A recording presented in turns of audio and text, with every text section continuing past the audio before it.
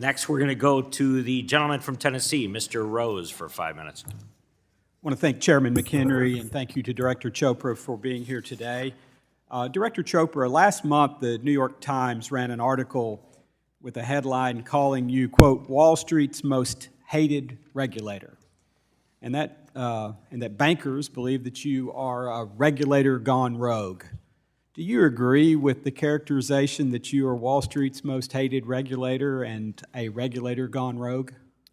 Certainly not, but you'll have to ask them. We try and make sure that all of our work is really with the public interest in mind, including honest financial institutions. Thank you for that. I want to say this to you because I feel this very strongly about all of our federal regulators, is that, in my view, your first responsibility is to help those who you regulate comply with the regulations, and that your entire approach to that regulated community that you deal with should be to empower, enable, inform, educate, facilitate their compliance with the regulations that are intended to protect the consumers of this country. Do you agree with that observation? Yes, and in fact, we spend much more of our energy on supervision, and most of the issues are not dealt with in litigation or enforcement actions. In many cases, they are when they're serious or repeat offenses, but we do take that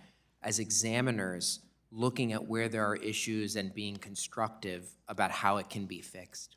So I worry then a little bit. I know earlier in your remarks you highlighted the amount of fines that you've recovered from the regulated community. And so Restitution. I just would caution you that I don't think that's the objective.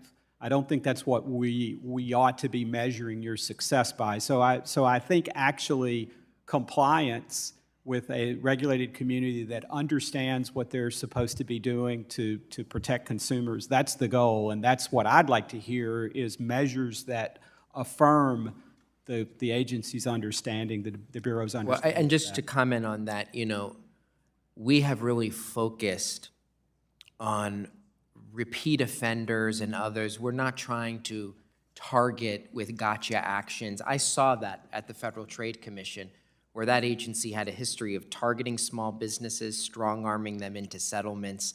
We just are taking a very different approach. Well, thank you.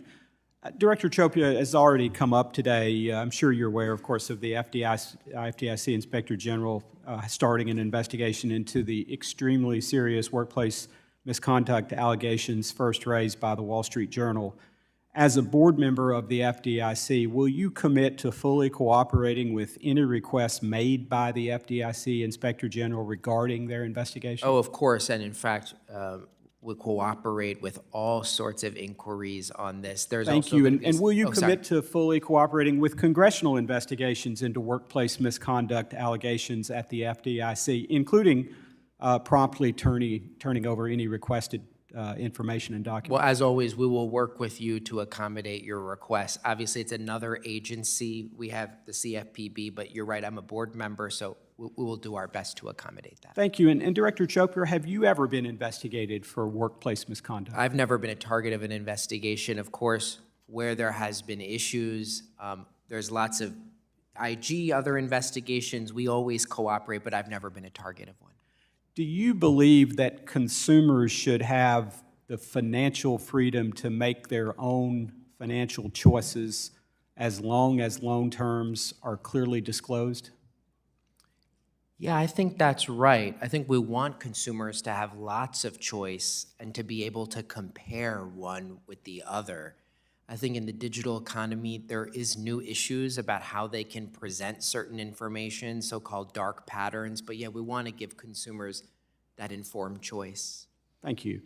And as our time winds down here, would you help to explain how you and the Bureau are ensuring that the costs of regulations and other CFPB actions do not outweigh any potential benefit, especially since those costs, of course, will likely be passed on ultimately to the consumer? Well, we never want to do something that makes the public work worse off.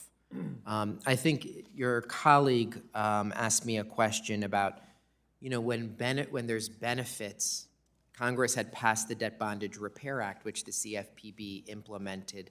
You know, that's about a human trafficking survivor getting their life back. It is sometimes hard to put a dollar figure on it, but we do our best in the required analyses in those rules. Thank you very much, and I yield back.